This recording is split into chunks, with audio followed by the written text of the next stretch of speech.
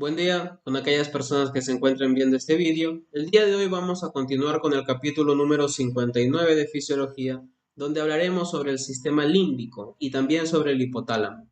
Además mencionaremos aquellos mecanismos encefálicos que son tanto para el comportamiento como también para la motivación. Recuerden suscribirse, activen la campana para que les lleguen las notificaciones de los siguientes vídeos. Dejen su me gusta en caso que les agrade la ponencia y recuerden que todas las diapositivas que les presento están a su disposición en mi perfil de YouTube. Bien, lo único que tienen que hacer es darle clic al link que encuentran en la descripción y eso les enviará directamente hacia mi perfil. Mi nombre es Christopher Luis Fuentes Juárez y sin más preámbulos, iniciemos con el tema. Vamos a hablar primero sobre los sistemas activadores e impulsores del encéfalo. Bien, para esto nosotros debemos saber que las señales nerviosas del tronco encefálico, ¿no? Ya sabemos acá en esta imagen que el tronco encefálico es esta porción del sistema nervioso, excitan al cerebro, estimulan al cerebro, ¿no? Mediante su impulsor central que nosotros lo encontramos en la formación reticular tanto de la protuberancia como también del encéfalo, que es justamente esta región que señala aquí la imagen, ¿no? Para un dato anatómico suele estar a la altura del ingreso del quinto par craneal, tal cual como vemos acá. Entonces, a partir de esta área excitadora, van a enviarse todas estas flechas rojas que vemos acá, que quiere decir que son las señales que envía el tronco encefálico para estimular al cerebro, para estimular al encéfalo. Ahora, quiero que se fijen en un gran detalle, que la gran mayoría de estas fibras, por no decir todas, pasan primero por el tálamo, ¿bien? Entonces, el tálamo termina siendo un centro de distribución que controla la actividad en regiones específicas de la corteza, ¿bien? Porque el tronco encefálico simplemente envía los impulsos excitadores, pero quien termina distribuyendo por toda la corteza cerebral, por todo el encéfalo, termina siendo el tálamo. Por eso, como mencionamos en el capítulo anterior, si no me equivoco, el tálamo y la corteza cerebral terminan siendo un solo sistema, el sistema tálamo cortical. Bien. Además, señales de retroalimentación regresan desde la corteza hacia esta misma área excitadora. Entonces, no solamente el tronco encefálico envía sus impulsos excitadores a la corteza cerebral, sino que la corteza cerebral también le envía impulsos excitadores al tronco encefálico. Bien, de esta manera, este tipo de retroalimentación positiva es lo que mantiene, como quien dice, a la mente despierta en todo momento. Bien, por estas señales de retroalimentación. Y así como hay un área excitadora en la formación reticular del tronco encefálico, también tiene que haber un área inhibidora, que es el área inhibidora reticular, que suele estar por debajo, bien por debajo del ingreso del quinto par craneal, que es esta área que vemos acá. Bien, ocupa una posición medial y ventral en el bulbo raquídeo y como su mismo nombre lo dice, tiene un carácter inhibidor sobre el área excitadora. Bien, sobre esta área excitadora que es el que acabamos de hablar.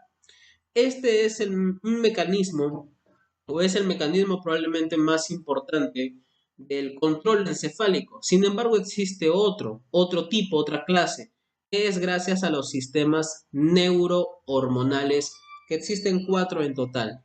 Tenemos, por ejemplo, el que lo brinda el locus ceruleus. Bien, el locus ceruleus es bilateral y posterior en la unión entre la protuberancia y el mesencéfalo, no muy cercano al cerebelo, tal cual como lo señala la imagen de acá. Esta estructura secreta noradrenalina y la noradrenalina, como ya sabrán, tiene carácter excitador, ¿bien? Es una excitadora, estimulante básicamente, ¿bien? Y se cree que el locus ceruleus cumple una misión importante en la generación de los sueños, ¿no? Independientemente sea una pesadilla o no, ahí se cree que el locus ceruleus participa en la formación o la generación de los sueños. Luego tenemos en otro sistema neurohormonal que lo brinda la sustancia negra. Bien, la sustancia negra ocupa una posición anterior en la parte superior del mesencéfalo y ahí va a enviar señales hacia los ganglios basales. No olviden que la sustancia negra envía señales a los ganglios basales, principalmente a dos, al núcleo caudado y al putamen. Bien, y la sustancia negra secreta dopamina, que es de carácter inhibidor. Entonces es muy importante recordar estos datos de este sistema porque estos son causas básicas, obviamente las lesiones, ¿no? Tanto de la sustancia negra como de la dopamina, son causas básicas de la enfermedad de Parkinson. Bien, no lo olviden, cuando roten por neurología van a darse cuenta de la participación o que el problema está en la enfermedad de Parkinson en una lesión en la sustancia negra y en la dopamina. Incluso a estos pacientes con enfermedad de Parkinson se les brinda levodopamina, ¿no? Porque sustituye a este neurotransmisor, ¿no? La dopamina. Luego tenemos a los núcleos del RAFE, los cuales se encuentran en la línea media de la protuberancia y del bulbo raquídeo. Estos secretan serotonina. Bien, como ya hemos mencionado, ¿no? La serotonina y la encefalina también tiene la capacidad de suprimir el dolor, inhibe el dolor a la altura de la médula espinal. Pero también se cree que los núcleos del RAFE son capaces de generar el sueño normal. Y un cuarto sistema neurohormonal es el que brinda las neuronas gigantocelulares del área excitadora reticular. Estos secretan acetilcolina, ¿bien? Y este sistema neurohormonal genera un sistema nervioso sumamente despierto, sumamente excitado. Y es decir, que no es solamente una mente despierta, sino que ya es una mente alerta, una mente en guardia. ¿Se entiende? Bien. Ahora, hablemos sobre el sistema límbico. Nosotros podemos definir al sistema límbico como aquel circuito neuronal que controla el comportamiento emocional y los impulsos de las motivaciones. Bien. Y dentro del sistema límbico vamos a encontrar múltiples componentes, varias partes o varias subpartes. Pero el centro de todo y probablemente el componente más importante del sistema límbico es el hipotálamo. Bien, no vayan a olvidarse, el hipotálamo.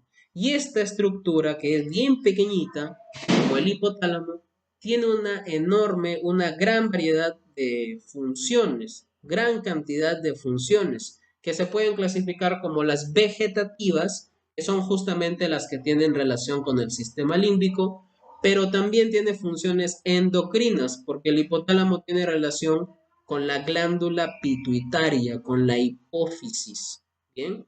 Pero eso lo hablaremos en endocrinología más adelante en fisiología, pues, ¿no? Lo importante es entender que el hipotálamo, muchachos, el hipotálamo es el componente nuclear, es probablemente el centro de todo el sistema límbico y por ende la zona más importante del sistema límbico, ¿bien? Entonces, si vemos acá esta imagen superior, ¿no? Se darán cuenta que todo esto donde estoy pasando mi cursor son circunvoluciones, ¿cierto? Que son la corteza cerebral.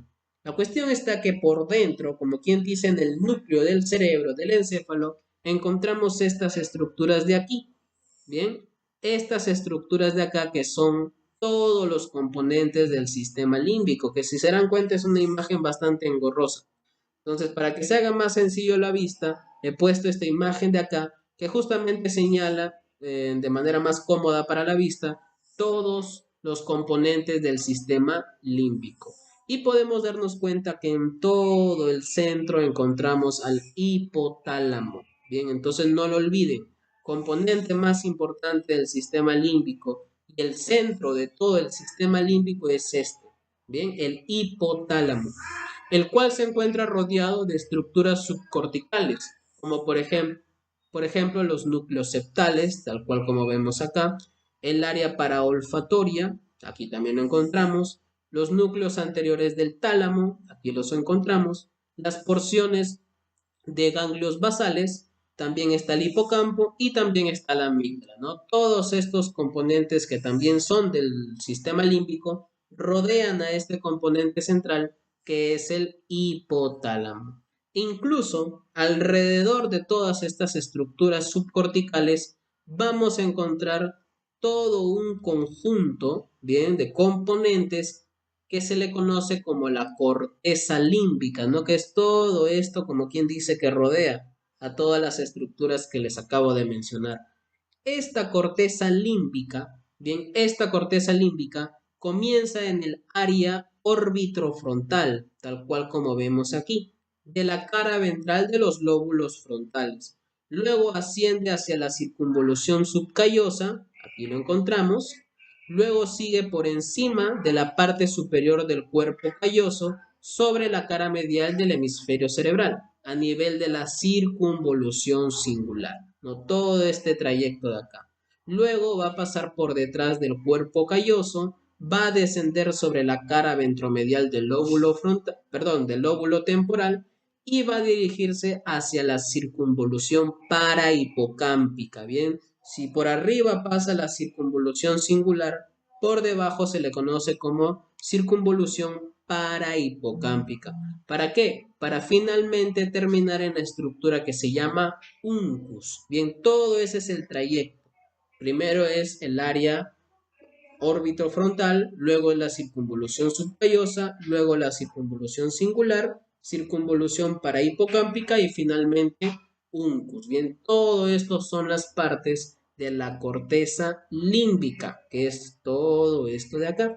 Y la corteza límbica es aquel que rodea todas las estructuras subcorticales, que son todos estos de acá. Y todo el centro del sistema límbico termina siendo el hipotálamo. Bien, ahora, el hipotálamo posee vías de comunicación de doble sentido con todos los estratos del sistema límbico y van a enviar señales eferentes en tres direcciones. Primero, envían en dirección posterior e inferior hacia el tronco encefálico, dirigido a las áreas reticulares del mesencéfalo, protuberancia y bulbo raquídeo. También va en dirección superior hacia el diencéfalo y también hacia el telencéfalo, específicamente a los núcleos anteriores del tálamo y también a porciones límbicas de la corteza cerebral. Y también envía en dirección hacia el infundíbulo hipotalámico, que es donde va a tener conexión con la hipófisis. ¿Bien? Entonces no olviden que el hipotálamo va a tener funciones vegetativas que son las relacionadas al sistema límbico, pero también tiene funciones endocrinas que lo veremos en la parte de endocrinología. Bien. Entonces, ¿cuáles son estas funciones vegetativas que podemos mencionar del hipotálamo? Por ejemplo, se encargan o participan en regulación cardiovascular. ¿Por qué? Porque el hipotálamo lateral y el hipotálamo posterior, ¿no? Estos núcleos que encontramos en estas zonas son capaces de elevar la presión arterial y elevar la frecuencia cardíaca. Pero así como tienen zonas que elevan estos dos factores, también tiene una zona que puede disminuir estos factores. Es el área preóptica que se encuentra en la zona anterior del hipotálamo. Entonces no lo olviden, el hipotálamo participa como regulador del aparato cardiovascular porque su zona lateral y posterior puede elevar la presión arterial y la frecuencia cardíaca, pero su porción anterior, que es el área preóptica, puede disminuir más bien la presión arterial y la frecuencia cardíaca. Por lo tanto, es un regulador. También participa en la regulación de la temperatura corporal, gracias al área preóptica, que también ya sabemos que se encuentra en la porción anterior. Entonces, esta área preóptica puede regular el aparato cardiovascular, participa también en la regulación de la temperatura corporal. Luego tenemos la regulación del agua corporal, que es por dos caminos, por dos mecanismos. Puede ser originando la sensación de sed, porque en el hipotálamo encontramos al centro de la sed, específicamente en su zona lateral. Y su segundo mecanismo es controlando la excreción de agua en la orina. ¿Bien? Y esto lo hacen porque secretan una hormona que se le conoce como la antidiurética, también llamada vasopresina, específicamente en los núcleos supraópticos. También participa en la regulación de la contractilidad uterina y de la expulsión de la leche por la mama. Es decir, que el hipotálamo participa bastante en el embarazo. Y no solo eso, sino también en el parto y también en la lactancia. ¿Bien? ¿Gracias a qué? A una hormona que secreta que se llama oxitocina, específicamente en los núcleos paraventriculares, ¿no? Y aquí hago un énfasis en estas dos últimas ideas porque son clásicas preguntas de examen de endocrinología. Bien, ¿en qué núcleos se secreta la hormona vasopresina? Recuerden, en los núcleos supraópticos. ¿Y en qué núcleos se secreta la oxitocina? En los núcleos paraventriculares. ¿Y dónde se encuentran estos núcleos? En el hipotálamo, ¿ya? Eso es pregunta de examen típica, clásica, así que recuerden. Luego tenemos la regulación digestiva y de la alimentación. Es dada por el área hipotalámica lateral. Sobre todo esta área hipotalámica lateral da la sensación de hambre. Mientras que los núcleos ventromediales del hipotálamo más bien son el centro de la saciedad, es decir, cuando ya no tienes hambre, ya cuando estás satisfecho de comida. Y también hay unos auxiliares como el núcleo arqueado y los cuerpos mamilares, pero estos se encargan de cosas secundarias como por ejemplo participan en los procesos de salivación, de humedecimiento de los labios, entre otras cosas más. Otra función del hipotálamo es la secreción de hormonas endocrinas por la adenohipófisis, bien, pero como vuelvo y repito, eso lo veremos en endocrinología. Y una cosa muy importante y muy curiosa es que el hipotálamo se encarga de los famosos ritmos circadianos gracias a su núcleo supraquiasmático. Bien, y es importante entender esto porque la mayoría de personas entienden que el componente que se encarga de los ritmos circadianos es la glándula pineal. Bien, y no digo que eso no sea cierto, participa también, pero el componente más importante que participa en los ritmos circadianos es el núcleo supraquiasmático del hipotálamo. Bien, la glándula pineal también participa, pero el más importante es este de acá, el hipotálamo. Bien, entonces este núcleo supraquiasmático, que acá podemos ver una imagen que lo esquematiza, contiene 20.000 neuronas, ¿no? En este núcleo, el cual se encuentra por encima del quiasma óptico, ¿no? Por eso se llama supraquiasmático. Y estos ritmos circadianos actúan como un tipo de reloj maestro, bien, que tiene una frecuencia de disparo de marcapasos que va a seguir todo un ritmo circadiano en las 24 horas del día, bien. Y esto está más relacionado con respecto al sueño, con la vigilia, la temperatura corporal y varios cambios hormonales, incluso también en la presión sanguínea.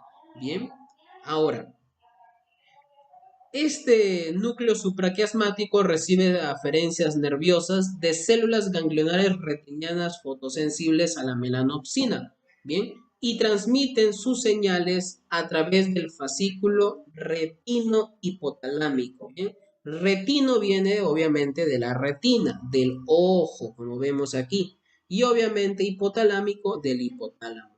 Entonces, tienen que entender que para los ritmos circadianos tiene que haber una conexión entre la visión y el hipotálamo, que es justamente a través de este fascículo, el fascículo retino hipotalámico. Bien, ¿y por qué necesita esta unión con los ojos?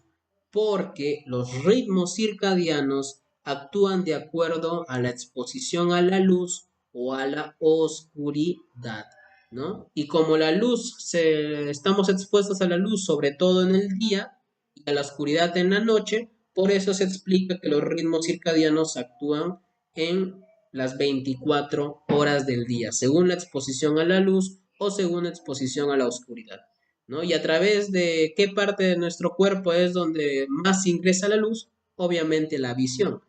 Y por el mismo sentido, también la oscuridad, pues es a través de la visión.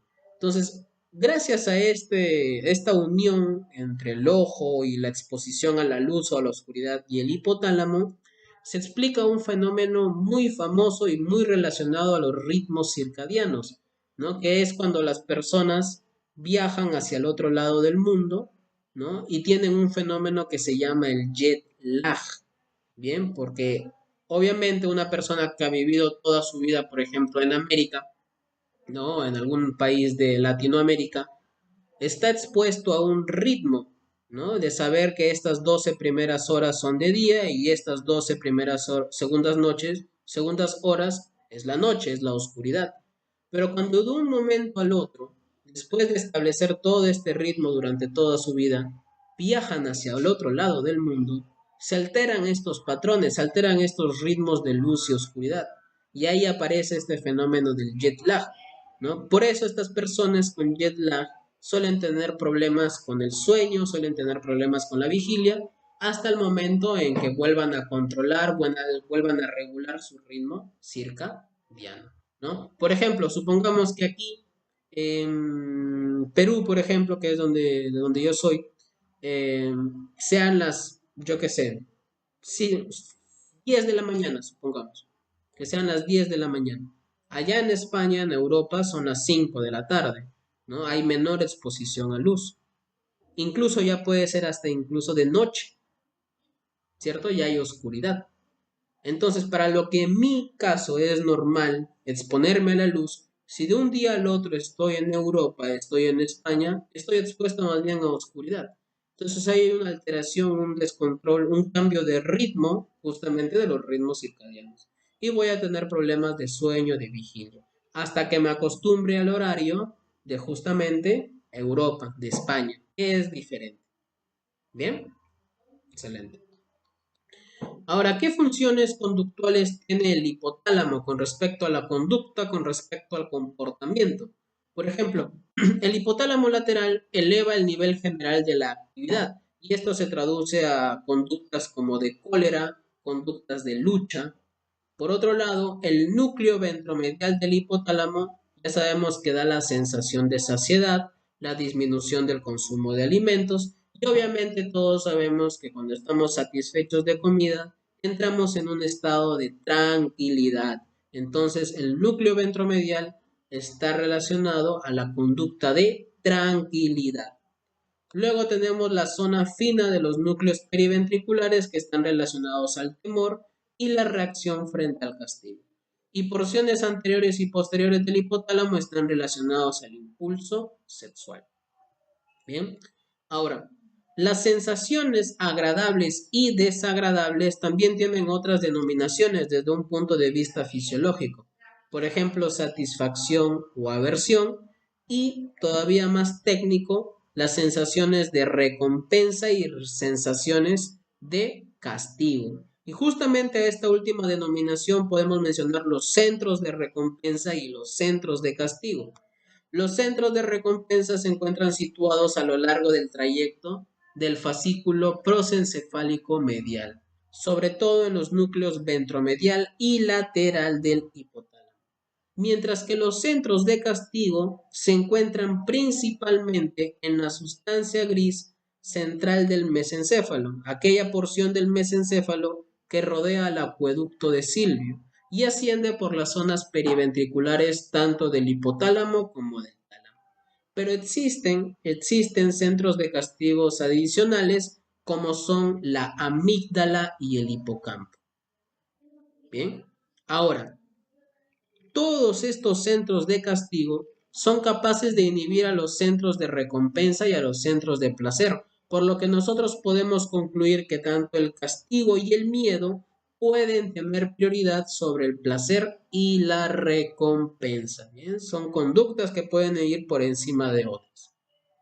Ahora mencionemos un poco más detalles sobre la amígdala y el hipocampo, ¿no? El hipocampo ya lo mencionamos un poco al capítulo anterior, sobre todo su relación con la memoria, ¿no? Recordemos que el hipocampo es la porción alargada de la corteza cerebral que se dobla hacia adentro para formar la cara ventral de gran parte del ventrículo lateral, ¿no? Y uno de sus extremos de este hipocampo tiene unión a los núcleos amigdalinos. Entonces hay una conexión entre estos dos centros de castigo. Bien. Ahora, el hipocampo tiene especial relación con el sistema límbico para el proceso de aprendizaje. Bien, porque se cree, y digo se cree porque aún no está estudiado del todo, en realidad en general, todo el sistema límbico no está tan estudiado en comparación a otras regiones del encéfalo, ¿no? Es una zona como para todavía profundizar tanto, ¿no? Para hacer ciencia y para descubrir o hacer múltiples descubrimientos. Lo que más se sabe obviamente es del hipocampo, Pero hay zonas del sistema límbico que se sabe poco o nada, como la corteza límbica, por ejemplo. Del Lupus no se sabe casi nada. Pero bueno, son cosas que se van a ir descubriendo con el pasar de los años. Bien, pero lo que sí se cree es que el hipocampo puede consolidar la memoria a corto plazo y convertirlo a memoria a largo plazo, ¿no? Por eso se cree que el hipocampo es muy importante en el proceso de aprendizaje. En el capítulo anterior hablamos un poco sobre fisiología de la memoria, ¿no? Y mencionamos que la memoria a medio plazo puede consolidarse en una memoria a largo plazo si es que se repite la información constantemente hasta que se convierta a largo plazo, ¿no? Es ese proceso de consolidación. Pero el hipocampo puede convertir la memoria a corto plazo en una memoria a largo plazo.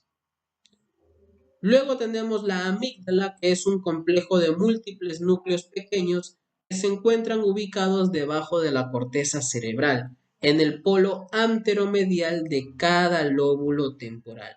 Y dentro de todo este conjunto de núcleos encontramos los vasolaterales, los cuales participan en actividades de comportamiento como los patrones de cólera, huida, castigo, recuerden que es un centro de castigo, dolor intenso, miedo y también actividades sexuales, ¿no? Y justamente pongo acá en resaltado, en negrita, la palabra miedo porque es probablemente la relación más consolidada o más investigada entre la amígdala y las funciones del comportamiento. Bien, siempre que se pregunta cuál es la zona del miedo de nuestro cerebro, es la amígdala. Incluso han habido estudios donde animales, a monos, por ejemplo, que se les extirpaba las amígdalas, creaban un síndrome en el que no tenían miedo de nada. ¿Bien? Y ustedes podrán decir, ya, pues no tengo miedo, eso es bueno, ¿no? Pero no, recuerden que el miedo es un mecanismo de defensa que hace que no nos expongamos fácilmente a situaciones peligrosas, por ejemplo.